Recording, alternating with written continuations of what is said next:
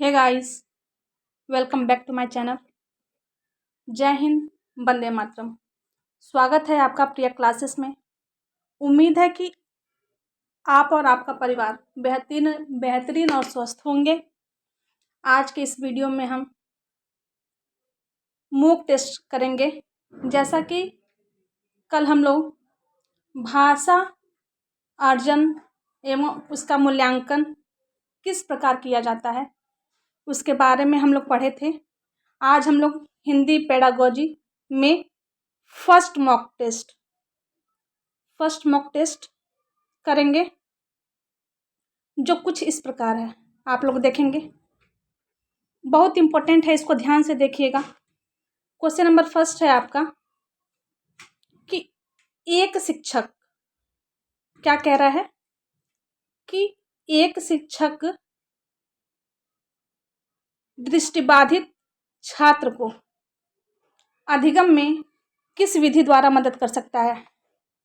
दृष्टिबाधित मीन्स आप समझिएगा कि उसको दिखाई नहीं दे रहा है, वो दृष्टि से, आंखों से ग्रसित है। तो शिक्षक उसको किस प्रकार से अधिगम यानी सीखने में, लर्निंग में उसकी मदद कर सकता है। श्रव्य के द्वारा। श्रव्य मीन्स होता है सुनना। वो आंख से अंधा तो है, उसको दिखाई तो नहीं दे रहा है, लेकिन उसका जो ईयर है, कान है, उसके द्वारा वो उसकी मदद कर सकता है। नेक्स्ट है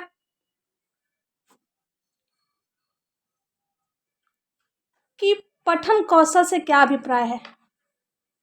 पठन मीन्स होता है पढ़कर, कौशल से क्या अभिप्राय है। तो पठन कौशल से अभिप्राय है पढ़कर समझना। क्या अभिप्राय है? पढ़कर समझना। थर्ड है आपका कि प्राथमिक स्तर पर हिंदी भाषा का शिक्षण करते समय आप किस बिंदु पर सर्वाधिक बल देंगे। क्या कह रहा है कि प्राथमिक छोटी कक्षा में यदि आप हिंदी का शिक्षण करते हैं, पढ़ाते हैं, तो सबसे पहले आप किस बिंदु पर सर्वाधिक, अधिक से अधिक बल देंगे। किस पे देंगे? हिंदी भाषा का सौंदर्य और आलंचलिकता। हिंदी भाषा के सौंदर्य पर और उसके आलंकारिकता पर सबसे अधिक बल देंगे आप। ये भी है। आगे है आपका फोर्थ है आपका कि यदि 8वीं कक्षा में पढ़ने वाला आदित्य कागज पर लिखते समय बाएं हाशिए को बढ़ाता चलता है, यह प्रमुख लक्षण है। किसका लक्षण है? डिस्ग्राफिया का। क्या कह रहा है कि 8वीं कक्षा में पढ़ने वाला आदित्य, कोई भी बच्चा हो सकता है, आदित्य ही नहीं, राम, श्याम, कोई गर्ल्स, लड़की, कागज पर लिखते समय बाएं हाशिए को बढ़ाता चला जाता है। यह लक्षण है डिस्ग्राफिया का। किसका लक्षण है? डिस्ग्राफिया का। जिसमें ट्रिक है, डिस्ग्राफिया जब लिखने की बात आए, सबसे इंपॉर्टेंट ट्रिक है, यदि लिखने की बात टॉपिक में आती है तो उसको किससे संबंधी रोग है? डिस्ग्राफिया। आप लोग ध्यान से देखिएगा, यदि किसी टॉपिक में लिखने संबंधी समस्या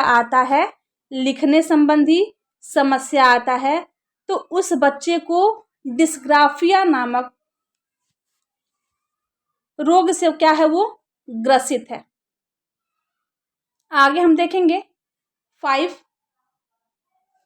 कि प्राथमिक स्तर पर हिंदी भाषा, क्या कह रहा है कि प्राथमिक स्तर पर हिंदी भाषा सीखने के लिए सबसे अधिक जरूरी है। क्या जरूरी है? कक्षा में प्रिंट समृद्ध परिवेश। क्या कह रहा है कि कक्षा में प्रिंट समृद्ध परिवेश। जिस क्लास में छोटे बच्चे बैठते हैं, उस क्लास में कुछ ऐसी पेंटिंग हो सिलेबस से रिलेटेड, ताकि उस पेंटिंग को देखकर वो समझ पाए। ठीक ना? इसे कहेंगे कि प्राथमिक स्तर पर हिंदी भाषा सीखने के लिए सबसे अधिक क्या जरूरी है कि कक्षा में प्रिंट, जो उसका परिवेश हो, उस पर कुछ ना कुछ डिजाइन क्लास से रिलेटेड किया गया हो। नेक्स्ट है आपका आगे 6 नंबर कि भाषा सीखने में आप क्या कह रहा है कि भाषा सीखने में आप किसे सबसे अधिक महत्वपूर्ण मानते हैं। क्या कह रहा है कि भाषा सीखने में आप किसे सबसे अधिक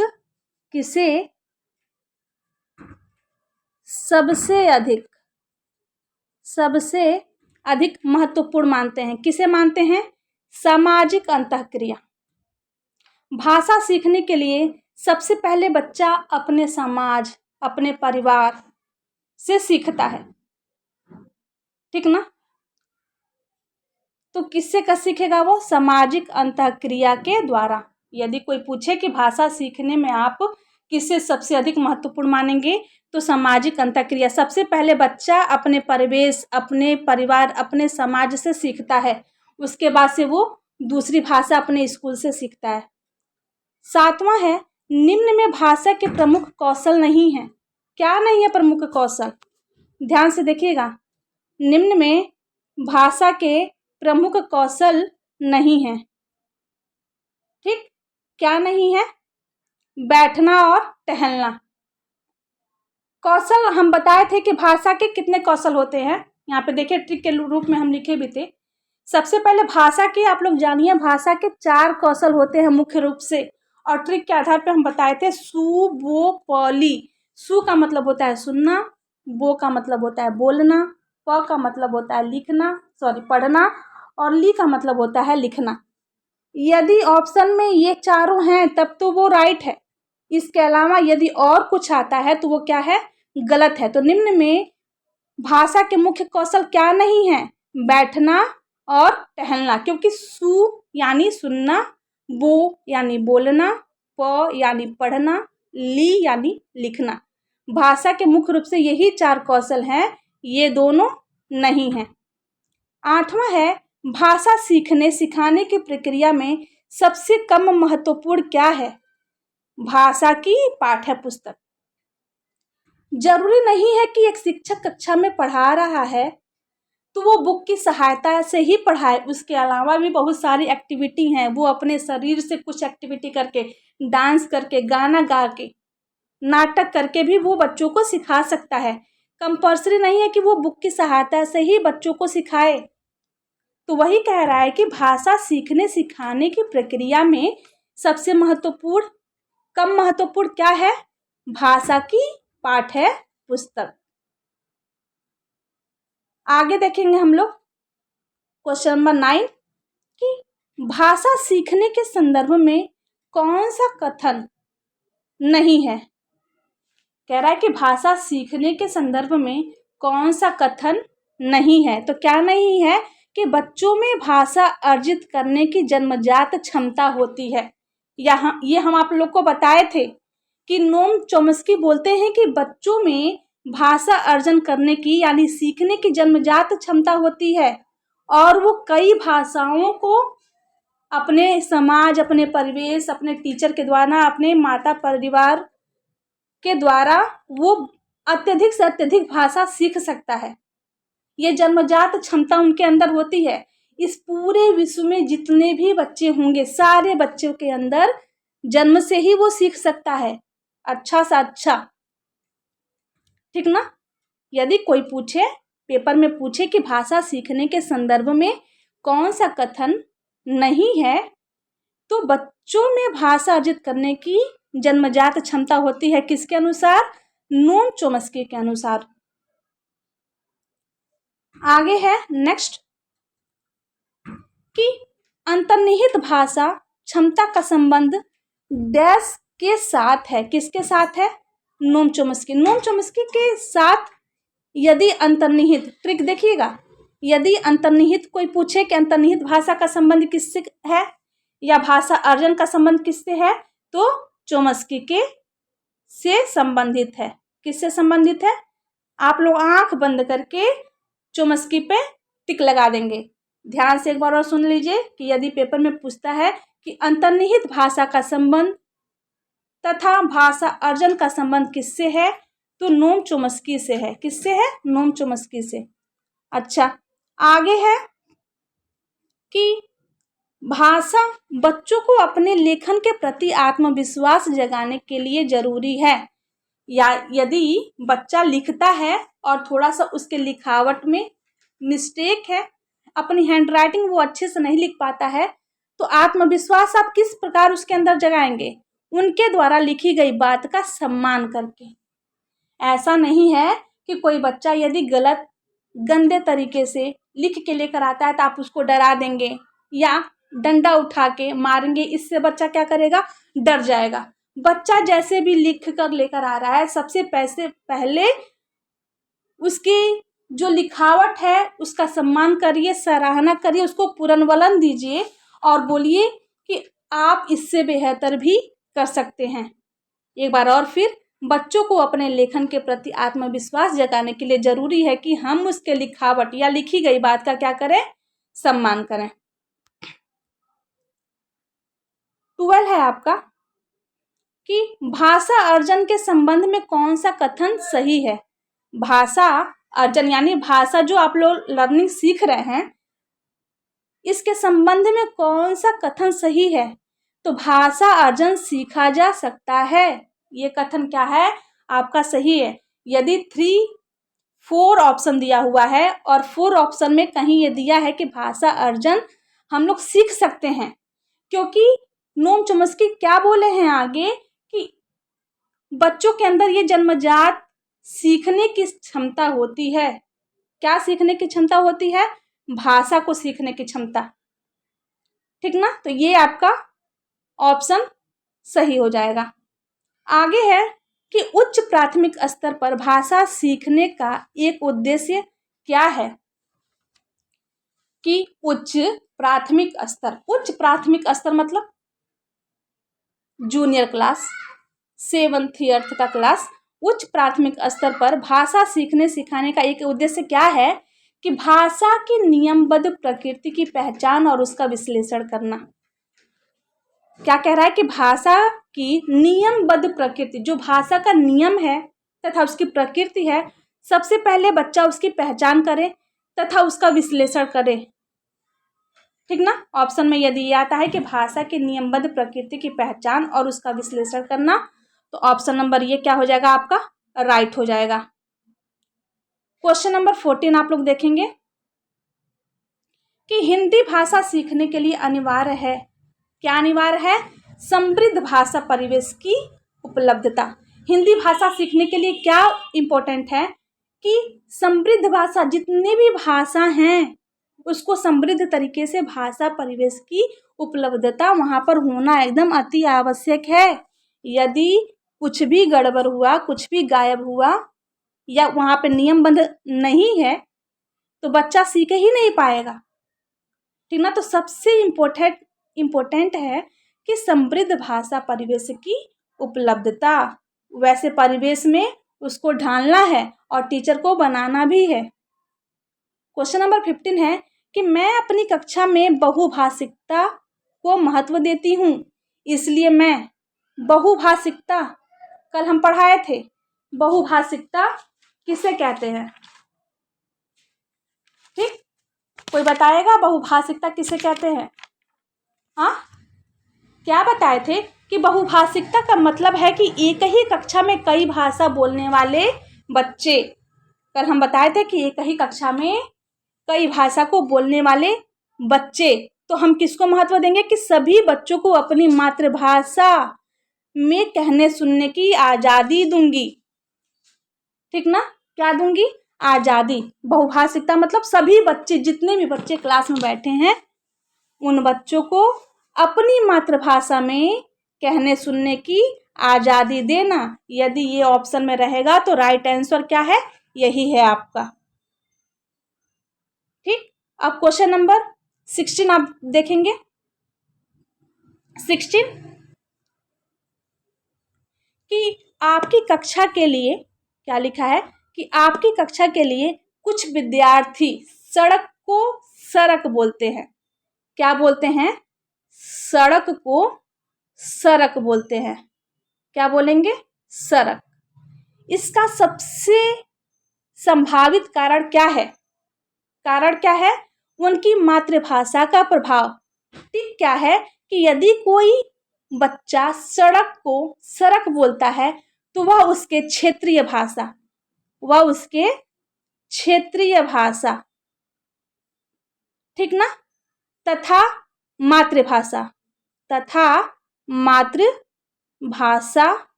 मातृभाषा का प्रभाव है। यदि कोई बच्चा सड़क को सड़क बोलता है तो वह क्या है? उसके क्षेत्रीय भाषा या मातृभाषा का प्रभाव है, जिसके कारण वह सड़क को सड़क बोलता है। ठीक ना। यदि ऑप्शन में उनकी मातृभाषा का प्रभाव या क्षेत्रीय भाषा का प्रभाव होगा तो ऑप्शन नंबर वही राइट आंसर होगा। ठीक, आगे हम लोग देखेंगे क्वेश्चन नंबर 17। क्वेश्चन नंबर 17 देखेंगे कि एक बहुभाषिक कक्षा में बच्चों की गृह भाषा के प्रयोग को क्या करना चाहिए? एक बहुभाषिक यानी एक कक्षा में बहुत सारे बच्चे बैठे हुए हैं अलग अलग प्रकार के, उस कक्षा में बच्चों की गृह भाषा यानी घर की भाषा को हमें क्या करना चाहिए? सम्मान करना चाहिए।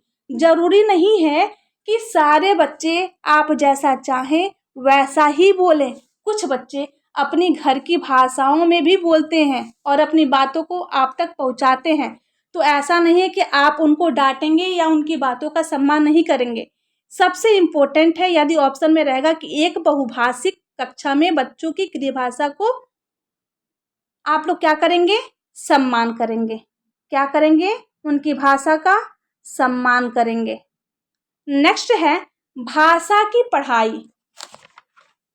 भाषा की पढ़ाई क्या कहलाएगी? समूची पाठ्यचर्या में व्याप्त है। भाषा की पढ़ाई समूची पाठ्यचर्या में व्याप्त है। यदि ऑप्शन नंबर में किसी भी ऑप्शन में समूची पाठ्यचर्या में व्याप्त है ऐसा ऑप्शन देता है तो ऑप्शन नंबर वो क्या हो जाएगा?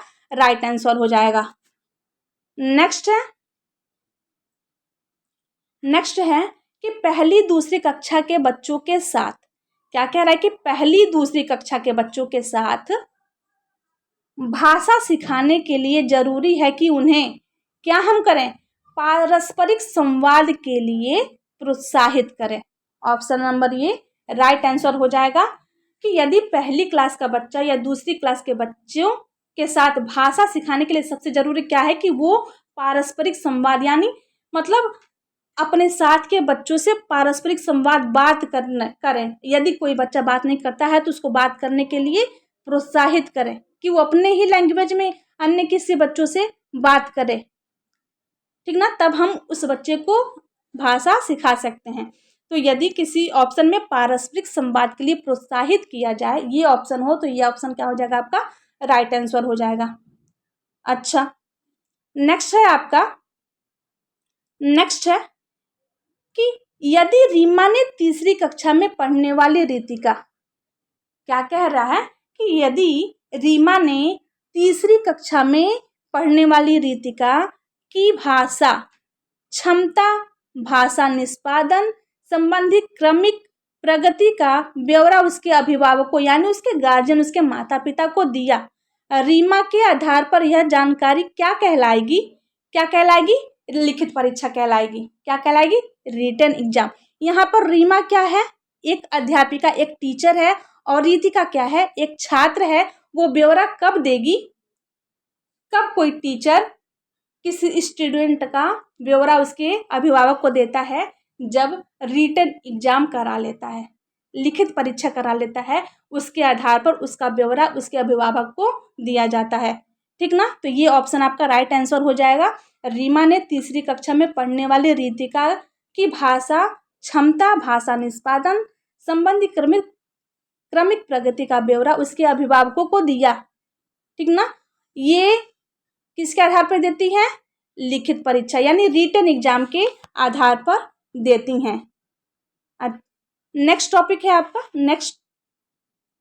21, भाषा सीखने और भाषा अर्जित करने में अंतर का मुख्य आधार क्या कहलाएगा?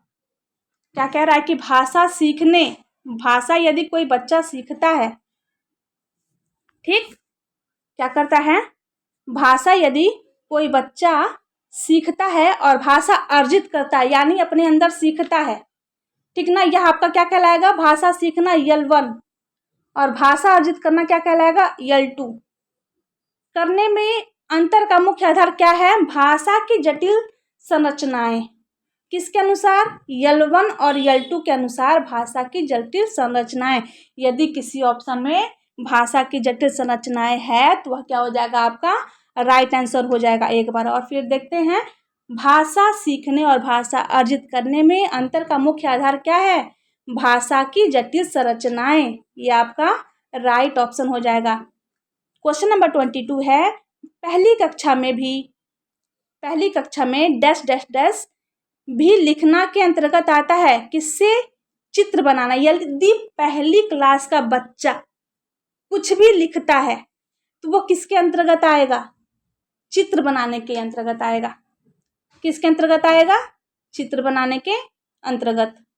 ये आपका राइट ऑप्शन हो जाएगा।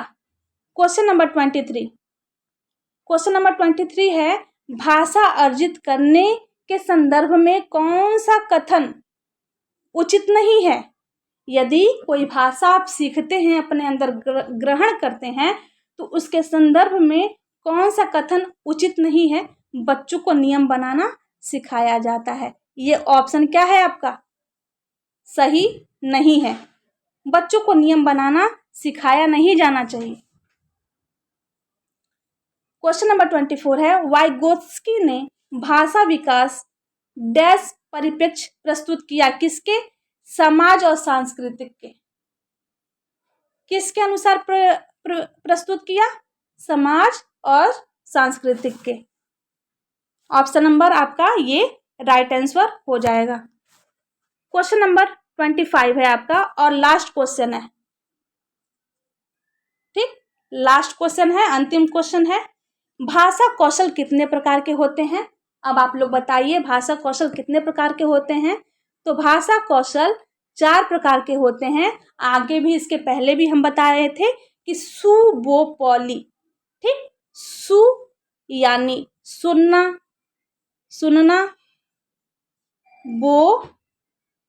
बो यानी बोलना, ठीक, प यानी पढ़ना, और ली यानी लिखना।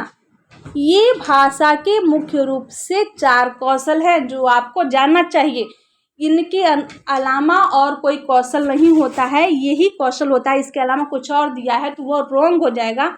यही चारों आपके क्या हैं, राइट आंसर है। भाषा कौशल के 4 प्रकार होते हैं, सु बो पॉली। सु यानी सुनना, बो यानी बोलना, प यानी पढ़ना, ली यानी लिखना है। यदि आपको मेरा यह वीडियो पसंद आया होगा तो आप मेरे चैनल को सब्सक्राइब करेंगे, बेल आइकन को दबा देंगे, शेयर करेंगे, लाइक करेंगे, ज़्यादा से ज़्यादा शेयर करेंगे, लाइक करेंगे, ठीक। जय हिंद, वंदे मातरम, धन्यवाद।